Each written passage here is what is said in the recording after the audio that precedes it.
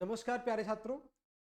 हम लोग कल मौर्य साम्राज्य के बारे में पढ़ रहे थे और उसके पहले हम बताए थे कि किसी भी साम्राज्य या वंश के बारे में जानकारी लेने के लिए इतिहास के किन किन साक्ष्यों का प्रयोग किया जाए, इतिहास के स्रोत क्या क्या हो। के अंतर्गत हम लोगों ने पढ़ा कि साहित्यिक स्रोत होते हैं, पुरातात्विक स्रोत होते हैं और विदेशी यात्रियों के विवरण।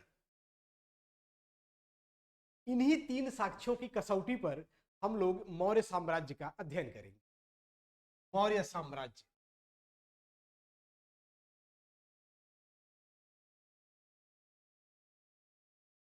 मौर्य साम्राज्य। हम लोगों ने देखा कि इतिहास को समझने के लिए तीन स्रोतों का अध्ययन करेंगे। अब हम पहला देखते हैं साहित्यिक स्रोत। तो साहित्यिक स्रोत ऐसे कौन कौन से हैं जिसका उपयोग हम मौर्य साम्राज्य को समझने के लिए करेंगे। साहित्यिक स्रोत, ठीक है। तो इसके अंतर्गत जो सबसे पहला नाम उभर के सामने आएगा वो है कौटिल्य या विष्णुगुप्त द्वारा रचित अर्थशास्त्र। अर्थशास्त्र सबसे चर्चित पुस्तक जो मौर्य साम्राज्य को समझने के लिए जरूरी है। दूसरे नंबर पे आएगा सोमदेव कृत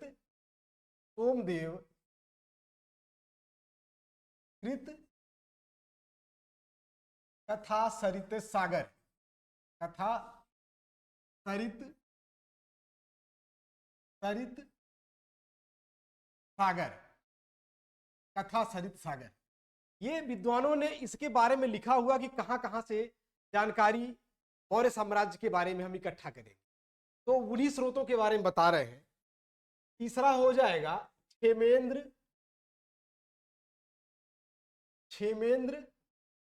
कृत बृहद कथा मंजरी। बृहद कथा, बृहद कथा मंजरी, ठीक है। अर्थशास्त्र सोमदेव का कथा सरित सागर, क्षेमेंद्र कृत बृहद कथा मंजरी। चौथे नंबर पे अगर हम साहित्यिक स्रोत के अंतर्गत देखें तो उसमें नाम आएगा विशाख दत्त का, विशाख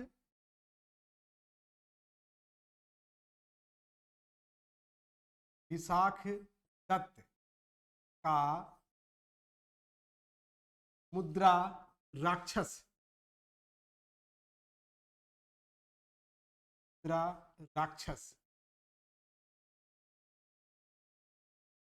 क्या एक विद्वान हुए हैं ढूंढीराज, उन्होंने मुद्रा राक्षस पर टीका लिखी हुई है। उसका भी प्रयोग कुछ विद्वान मौर्य साम्राज्य के अध्ययन के लिए करते हैं। ये चार हुए, ठीक है। अब अगले पे चलते हैं। फिर पांचवा हो जाएगा बौद्ध ग्रंथ। बौद्ध ग्रंथ, बौद्ध ग्रंथों के अंतर्गत अगर हम देखें तो सिंघली द्वीप,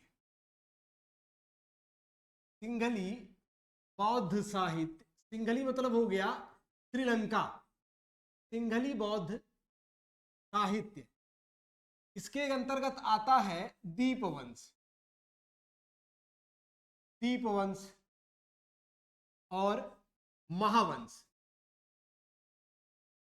ये इसका मतलब होता है किसी द्वीप का इतिहास, द्वीप का इतिहास। ये हम केवल अर्थ बता रहे हैं, इस किताब का मतलब क्या होता है समझने के लिए। और इसका मतलब होता है महान इतिहास, महान इतिहास, ठीक है, महान इतिहास। फिर तीसरा अगर आप देखें बौद्ध ग्रंथों में तो वो हो जाएगा महावंश टीका, महावंश टीका।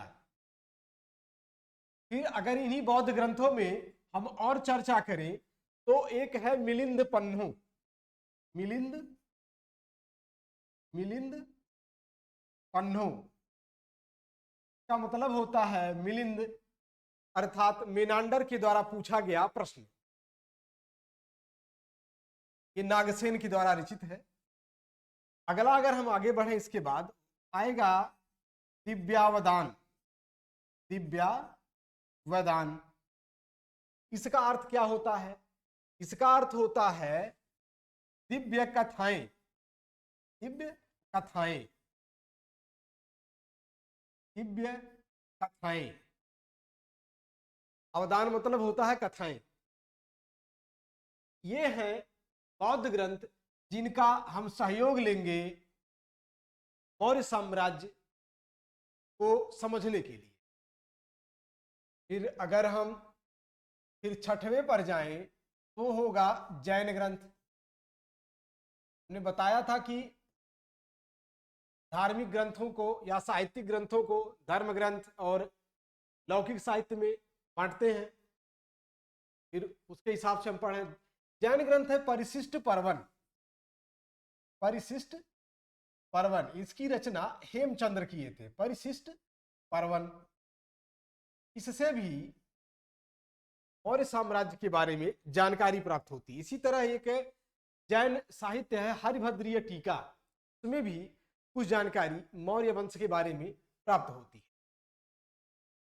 साहित्यिक जानकारी हम लोगों ने देखा, ये किताबें हैं जिसके माध्यम से हमें जानकारी लेनी है कि मौर्य साम्राज्य के बारे में हमें क्या क्या जानकारी प्राप्त होती है।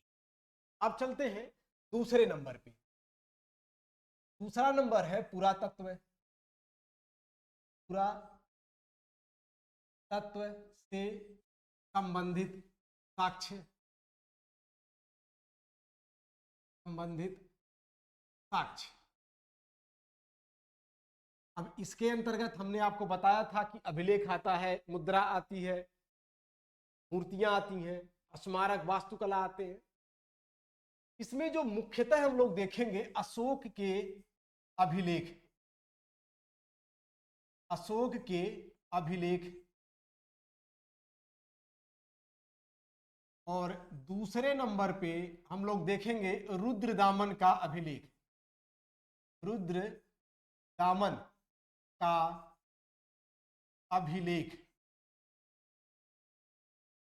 रुद्रदामन का अभिलेख। रुद्रदामन एक शक शासक था जिसने लगभग 150 ईस्वी के इर्द गिर्द एक अभिलेख लिखवाया था संस्कृत में, वो भी चंपू शैली में। आपको पहले जब पढ़ाएंगे तो बताएंगे। और उसमें उसने चंद्रगुप्त मौर्य का भी वर्णन किया हुआ है और अशोक का भी वर्णन किया। बताया कि चंद्रगुप्त मौर्य के जो वहां के राज्यपाल थे उसके द्वारा वहां एक झील बनाई गई थी और अशोक के द्वारा उस झील में से नहरें निकलवाई गई। तो इस तरह से हम लोग देखते हैं कि रुद्रदामन के अभिलेख में भी मिलता है। फिर तीसरे नंबर पे यक्षिणियों की जो मूर्तियां प्राप्त होती, यक्षिणियों की मूर्तियां, इनसे भी हमें जानकारी प्राप्त होती है मौर्य शासनकाल के बारे में। ठीक। तीसरे नंबर पे जो राजप्रासाद प्राप्त हुए हैं पाटलिपुत्र नगर के बारे में, लेकिन मुख्य आप देखेंगे तो इनका, फिर इनका और इनका अध्ययन किया। ठीक है। अब तीसरे नंबर पे आते हैं विदेशी यात्रियों के विवरण। हम लोग हेडिंग देखा था, विदेशी यात्रियों के विवरण। आपको इसलिए इस ढंग से समझा रहे, किसी भी साम्राज्य या वंश के बारे में आपको जब जानकारी लेनी हो तो आप इन्हीं कसौटियों पर कसने की कोशिश करें। किन किन स्रोतों के माध्यम से? पहले आप सोचें कि साहित्यिक स्रोत कौन सा मिल सकता, कौन सी ऐसी पुस्तक मिली हुई, ग्रंथ मिला हुआ है जिसके माध्यम से हमें उस संबंधित वंश के बारे में जानकारी प्राप्त होती है। फिर ये देखें कौन सा ऐसा पुरातात्विक साक्ष्य है जो संबंधित वंश को बताने के लिए पर्याप्त हो रहा है। और तीसरा, फिर विदेशी यात्रियों का विवरण। और मौर्य साम्राज्य के बारे में अगर हम देखें तो सबसे मुख्य नाम जो आता है वो है मेगास्थनीज का, मेगास्थनीज की इंडिका, मेगास्थनीज की इंडिका। मेगास्थनीज की इंडिका। और ये इंडिका अपने मूल रूप में नहीं प्राप्त हुई है, यूनान के ही या फिर जो रोमन या क्लासिकल जो राइटर्स हैं उनके द्वारा उद्धरणों में इसका प्रयोग किया गया। उदाहरण दिया गया है कि ऐसे कुछ ऐसा लिखा गया इंडिका में, उन्हीं उदाहरणों को कलेक्ट करके इंडिका नामक एक पुस्तक बनाई गई। ठीक, अब जब हम मेगास्थनीज की इंडिका को पढ़ाएंगे तो पूरा डिटेल बताएंगे। अब हम लोग प्रारंभ से देखते हैं। जैसे मौर्य साम्राज्य को पढ़ने के लिए साहित्यिक स्रोत में सबसे पहला आता है अर्थशास्त्र। अर्थशास्त्र के बारे में थोड़ी सी जानकारी हम लोग ले लें। जब एनसीईआरटी की बुक्स हम लोग कक्षा 12 वाली देखेंगे तो उसमें डायरेक्ट मौर्य साम्राज्य के बारे में बातें बताने लगता है। हमारा ये कोशिश है कि मौर्य साम्राज्य के बारे में थोड़ी जानकारी विस्तृत दे दें यहाँ पे, जिससे कि और लोगों को लाभ हो जाए। हमने पिछले क्लास में बताया था कि स्पेसिफिक रूप में जो 12th के या फिर 9th 10th 11th के जो बच्चे हैं उनके लिए क्लास चलाई जाएगी, और वो हमारी टीम के द्वारा, हमारी संस्था के द्वारा एक चैनल एप्लीकेशन एक बनाया गया है। इसी का एप्लीकेशन, उसका नाम है लाइव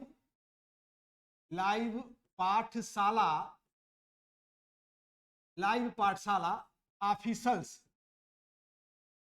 इस चैनल को आप प्ले स्टोर से लोड कर ले और वहां पे आपको एकेडमी की सारी पढ़ाई आपको दिखेगी। वहां पे आपको साइंस के भी टीचर्स और जो भी बेहतरीन टीचर होंगे वो हमारी संस्था के द्वारा आपको उपलब्ध करवाए जाएंगे, चाहे वो फिजिक्स के हो, केमिस्ट्री के हो, इंग्लिश के हो, हिंदी के हो।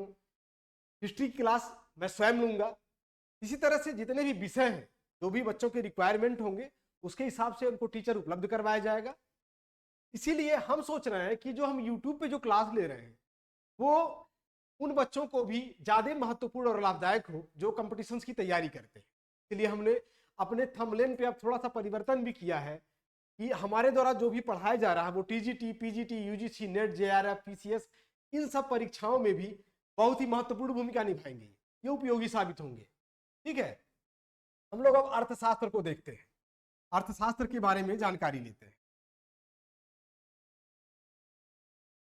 अर्थशास्त्र के बारे में जानकारी लेते हैं। अर्थशास्त्र,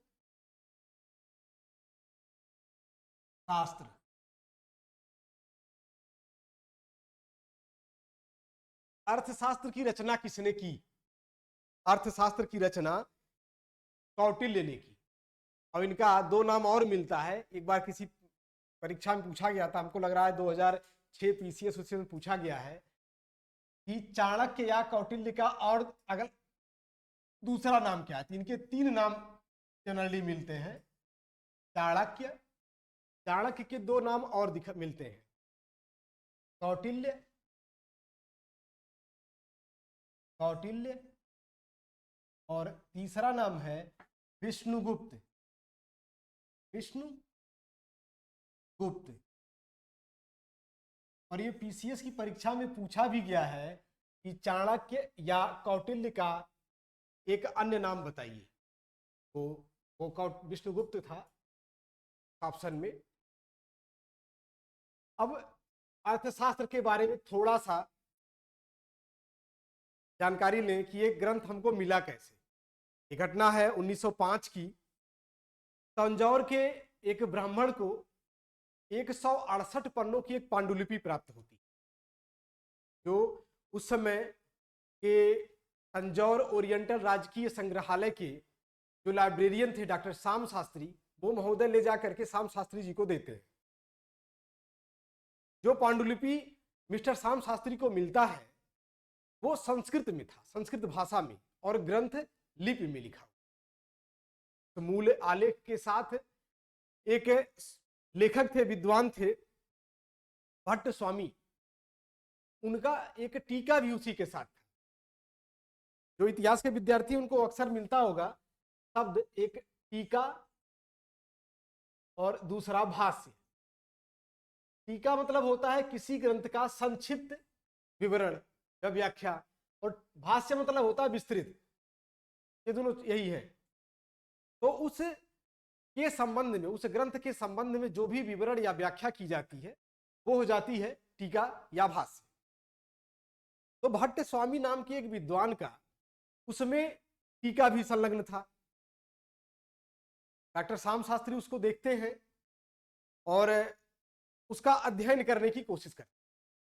तो उनको एक चीज और मिलता है, इस मूल ग्रंथ के पहले ही पन्ने पर ओम मिलता है, ओम, ओम।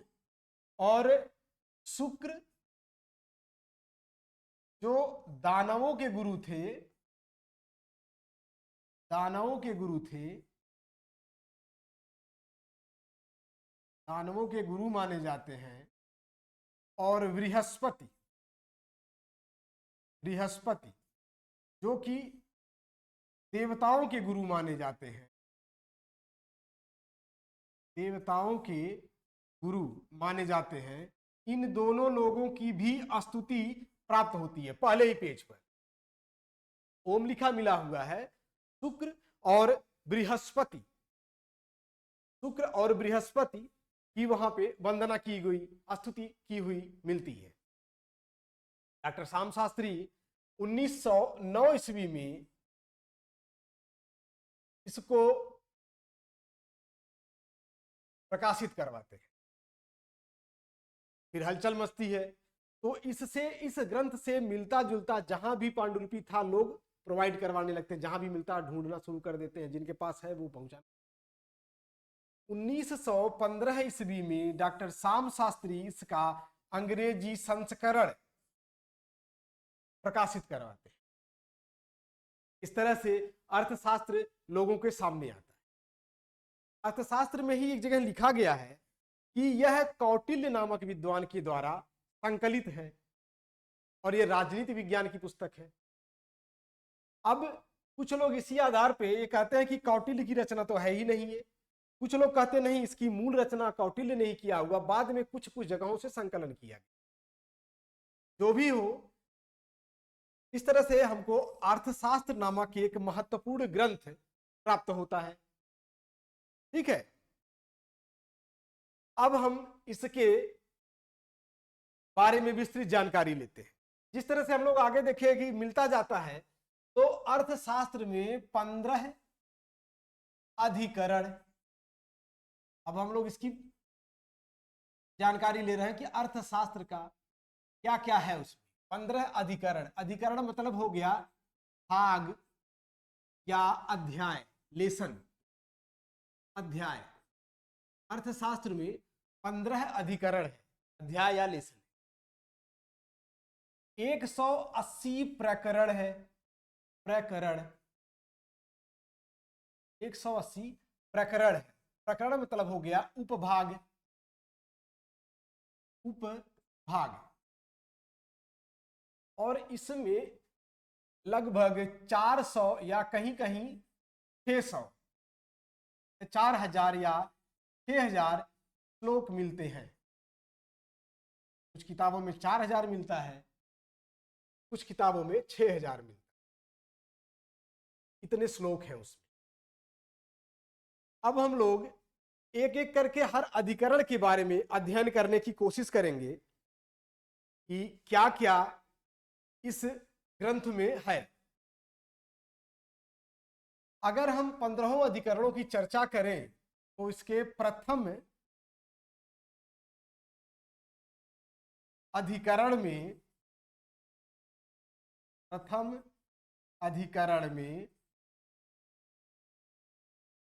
जो चर्चा की गई है उसका नाम है विनयाधिकारिक। प्रथम अधिकरण है विनयाधिकारिक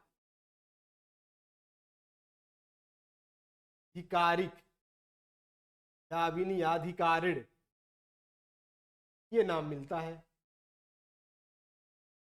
अब इसके अंतर्गत क्या क्या आती हैं, जहां भी विनय आपको दिखे, जैसे अगर आप बौद्ध ग्रंथ के बारे में पढ़ेंगे, त्रिपिटक के बारे में, उसमें सुत्त पिटक मिलता है, विनय पिटक मिलता है और अभिधम्म पिटक। वहां पर भी विनय का मतलब नियम कानून होता है। बौद्ध धर्म संघ के संबंध में जो भी नियम कानून था वो विनय पिटक में था।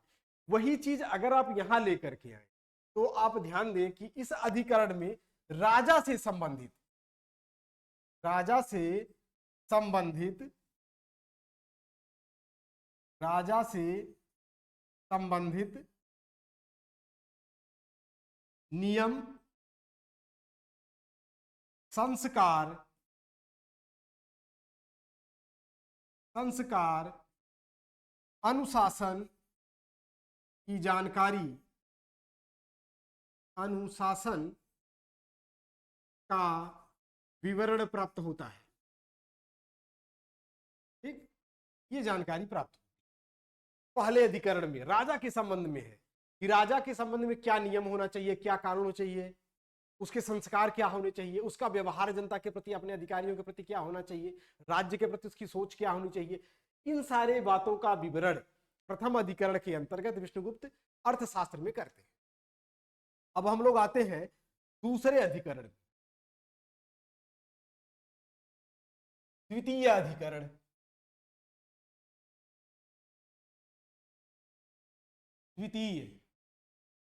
द्वितीय अधिकरण के अंतर्गत अध्यक्ष प्रचार नामक एक अध्याय है। अध्यक्ष प्रचार, अध्यक्ष प्रचार इस अध्याय का नाम है।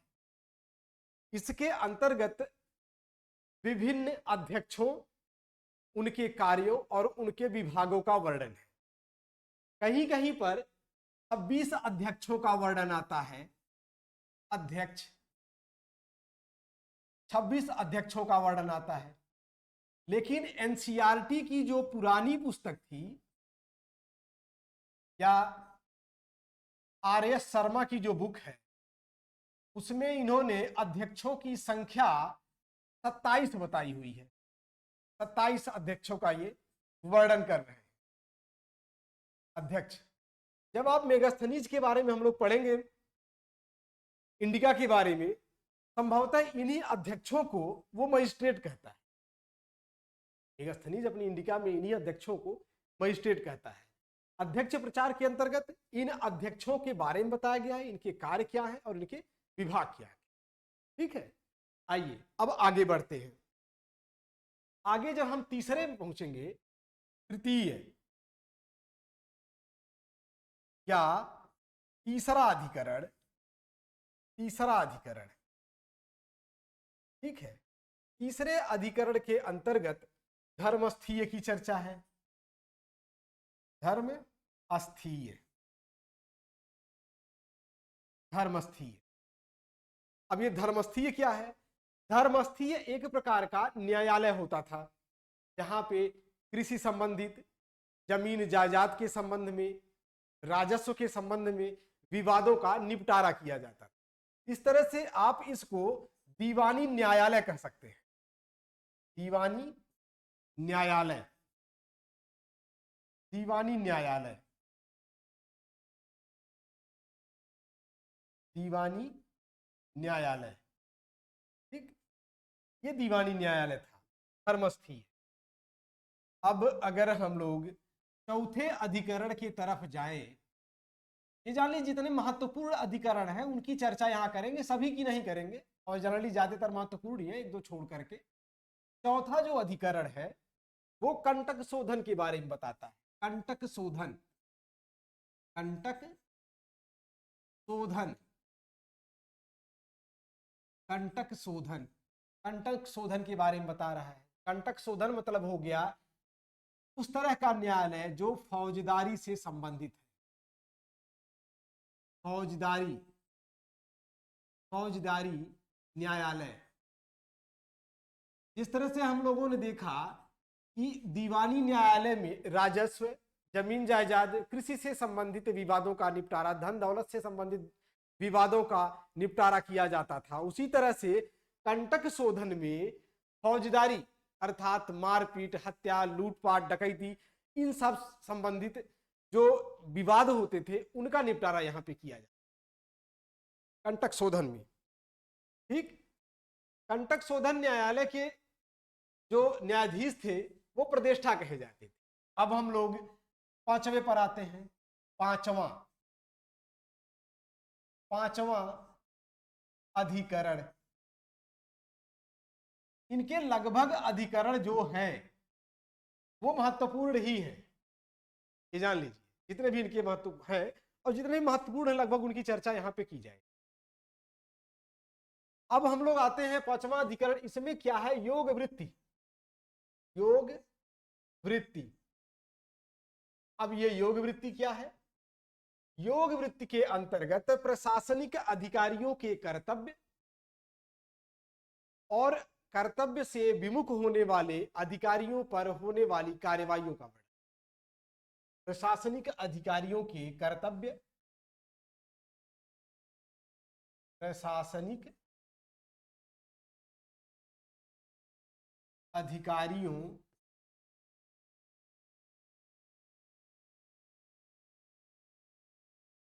के कर्तव्यों का वर्णन है, और जो अधिकारी अपने कर्तव्य से विमुख होता है उस पर किस तरह की कार्यवाही की जाए उसकी विवेचना 5वें अधिकरण में प्राप्त होती है। हम लोग अब 6ठे अधिकरण के बारे में पढ़ते हैं। 6ठा अधिकरण, 6ठा अधिकरण, ठीक, 6ठा अधिकरण। इसके अंतर्गत जो चर्चा होती है वो बड़ा महत्वपूर्ण है, आप उसके बारे में आगे चलकर भी पढ़ेंगे। यह है मंडल योनि, इसका नाम है इस अध्याय का मंडल योनि। इसके अंतर्गत सप्तांग सिद्धांतों का वर्णन है, सप्तांग सिद्धांतों का वर्णन है, सप्तांग सिद्धांत, ठीक। अब ये सप्तांग सिद्धांत क्या है? सप्तांग सिद्धांत के अंतर्गत आचार्य चाणक्य राज्य रूपी शरीर को मानव शरीर के अंगों के द्वारा तुलनात्मक अध्ययन करते हैं। राजा को सिर बताएंगे, ऐसे ही हर अंग से राज्य के अंगों का विवरण देते हैं, सर से, आंख से, नाक से, कान से, बताते कौन कौन लोग क्या क्या हैं। इसका एक विस्तृत आपको क्लास दिया जाएगा, क्योंकि यहां पे अगर बताएंगे तो काफी लंबा हो जाएगा। अब हम लोग 6 हो गया, अब देखेंगे कि 7वें में क्या है। 7वें में क्या है? जैसे हम लोगों ने 6ठे में सप्त के बारे में पढ़े, सप्तांग के बारे में, इसी तरह आप एक कोड तैयार कर ले कि 7वें में षटगुण्य के बारे में पढ़ेंगे। षटगुण्य, अब ये षटगुण्य क्या है? अर्थात 6 गुण, 6 गुण। ये कौन कौन से गुण हैं उनके बारे में बताया गया है। संधि, विग्रह, यान, आसन, इन विदेश नीति, इससे संबंधित बातों की यहां विस्तृत चर्चा की गई है। और यह भी जान लें, जिस तरह से किसी भी राज्य की आंतरिक प्रशासन को चलाने के लिए आंतरिक नीति का होना महत्वपूर्ण है, उसी तरह से विदेश नीति का भी सशक्त होना महत्वपूर्ण है। और आज के दौर में भी जिनकी विदेश नीति सशक्त है उनका देश ताकतवर है। तो आजकल तो अंतरराष्ट्रीय कानून भी है, पहले तो ऐसा था भी नहीं। जो भी ताकतवर था दूसरे पर अटैक करके कब्जा करने की कोशिश करता था। तो जिसकी विदेश नीति ताकतवर रहेगी उसका राज्य सुरक्षित हाथों में रहेगा। तो 7वें में विदेश नीति, मुख्य रूप से विदेश नीति की चर्चा है। विदेश नीति, विदेश नीति, विदेश नीति की चर्चा, ठीक है। अब 8वें पे हम लोग चलते हैं कि 8वें में क्या है। 8वां अधिकरण, 8वां अधिकरण,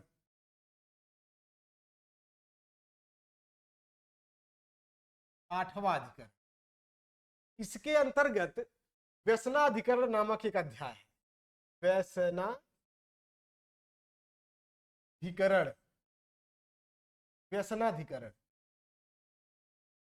व्यसनाधिकरण के अंतर्गत उन दुर्गुणों या व्यसनों को बताया गया है जो राज्य के लिए हानिकारक होते हैं। अर्थात वो दुर्गुण जो अगर राज्य के अंतर्गत चला गया, राज्य के प्रशासनिक अधिकारियों के अंतर्गत चला गया या राजा के अंतर्गत चला गया, तो राज्य को नुकसान पहुंचाएंगे, राज्य को क्षति पहुंचाएंगे। उसके अंतर्गत उन्हीं दुर्गुणों या व्यसनों की चर्चा 8वें अधिकरण या 8वें अध्याय के अंतर्गत की गई है, ठीक है। फिर 9वें में भी ऐसे है, 10वां में भी कुछ है।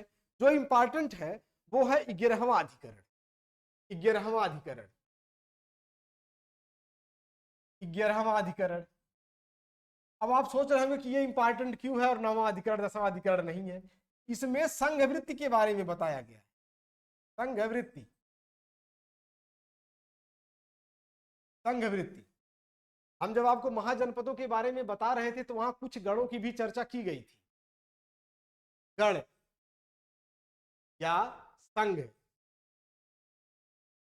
अभी ओलिगार्की की चर्चा हम पिछले क्लास में किए हैं, समूह शासन के बारे में।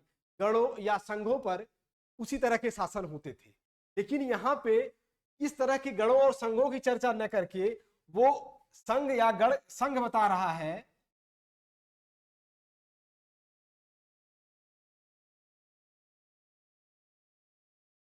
संघ का मतलब हो जा रहा है राज्यों का संघ।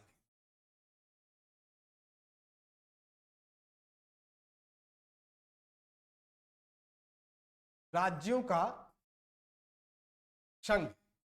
अगर शत्रु के द्वारा, शत्रु राज्यों के द्वारा किसी संघ का निर्माण कर लिया जाता है राज्य के खिलाफ, तो उस संघ में फूट कैसे डालेंगे, उनमें अनेकता पैदा कैसे करेंगे, उनमें झगड़ा कैसे लगाएंगे। आप लोग अक्सर सुनते होंगे कुछ पुराने लोगों के द्वारा या विद्वानों के द्वारा, वो किसी को धमकी देते समय या किसी भी नियम को फॉलो करते समय उसमें साम,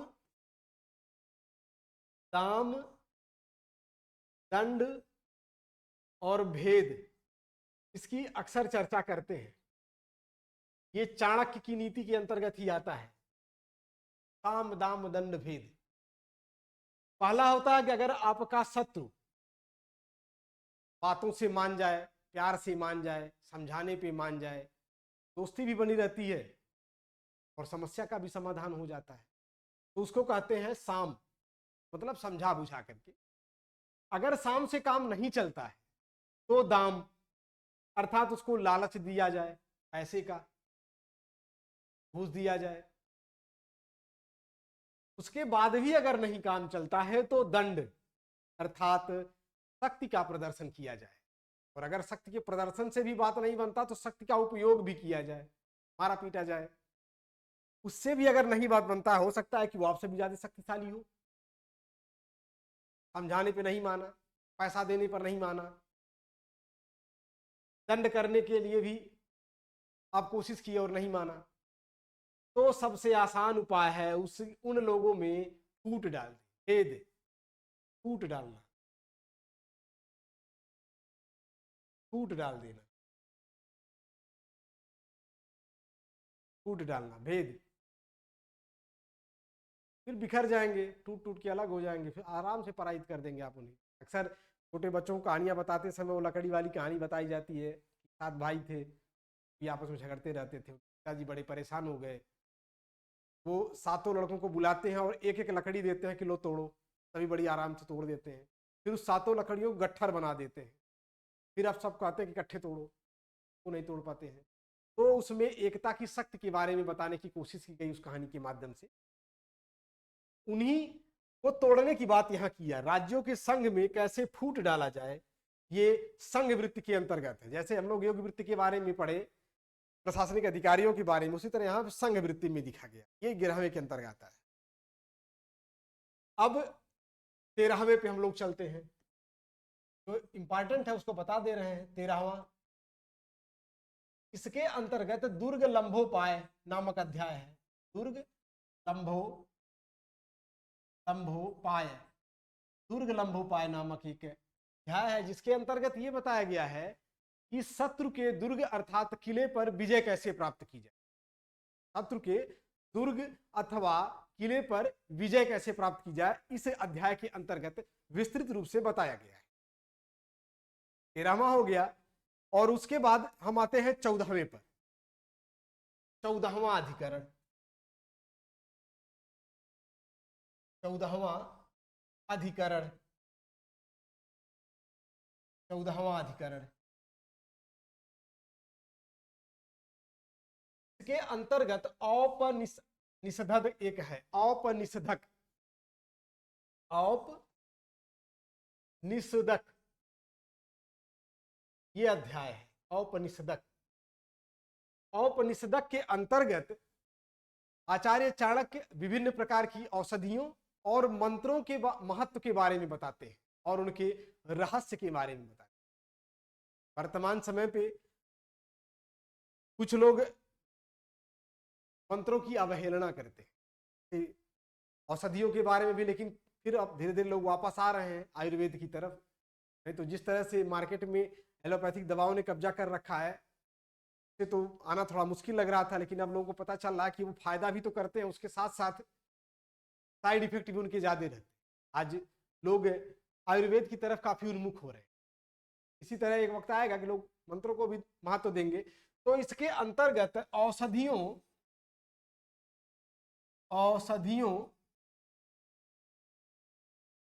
एवं मंत्रों के महत्व और उनके रहस्य के बारे में बताया गया। ये हुआ अर्थशास्त्र के मुख्य अधिकरणों अथवा अध्यायों के बारे में चर्चा।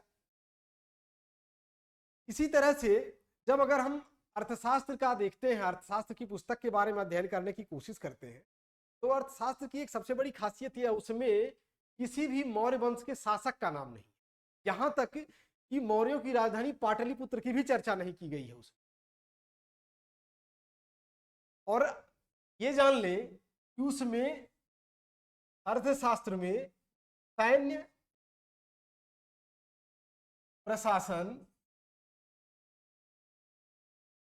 एवं नगर प्रशासन, इनकी भी चर्चा नहीं है। इन दोनों को पढ़ने के लिए हम लोग मेगास्थनीज की इंडिका का सहारा लेंगे। अर्थशास्त्र में न सैन्य प्रशासन के बारे में चर्चा है और न ही नगर प्रशासन के बारे में। इस आधार पर कुछ विद्वान ये साबित करने की कोशिश करते हैं कि आचार्य चाणक्य मौर्य वंश के नहीं है, लेकिन इनकी जो भाषा शैली है और जो प्रशासनिक शब्दावली है वो कुछ हद तक मौर्य काल से मैच करती है। और चौथी शताब्दी अर्थात गुप्त काल के एक विद्वान है शाकदत्त, एक पुस्तक है जिसकी भी हम लोग चर्चा किए हैं, मुद्रा राक्षस। उसमें नंदवंश के विनाश के लिए चाणक्य को जिम्मेदार मानते हैं। तो ऐसे कुछ साक्ष्य हैं जिसके हिसाब से लगता है कि नहीं, कौटिल्य मौर्य वंश के समय के ही है। ठीक है। वैसे अर्थशास्त्र पूरी तरह से राजनीति पर एक सामान्य पुस्तक है और इतनी खूबसूरत पुस्तक है कि द प्रिंस अगर आप लोगों ने सुना हो, मैकियावेली की एक पुस्तक है, उसके बराबर अर्थशास्त्र को रखा गया है। इसीलिए कुछ विद्वान चाणक्य को भारत का मैकियावेली, भारत का मैकियावेली भी कहते हैं। मैकियावेली, भारत का मैकियावेली भी कहते हैं। इस तरह से हम लोगों ने अर्थशास्त्र के बारे में आज पढ़ा। क्लास लंबा खिंच जाएगा। अब हम लोग मेगास्थनीज की इंडिका के बारे में पढ़ेंगे। ऐसे जो भी स्रोत हैं उसको एक एक करके देखा जाएगा। फिर जब मौर्य प्रशासन के बारे में पढ़ा जाएगा तो पढ़ने में बेहद आसान हो जाएगा। आज का क्लास यहीं तक। अगर आपको क्लास ये अच्छा लगे तो लाइक कर दिया करिए। इससे हमें और हमारी टीम को थोड़ी सी प्रसन्नता होती है, उत्साहवर्धन होता है कि हम जो भी कार्य कर रहे हैं वो उचित दिशा में जा रहा है। ठीक है, तो मिलते हैं अगले क्लास में। इसी के साथ इस क्लास को समाप्त करते हैं।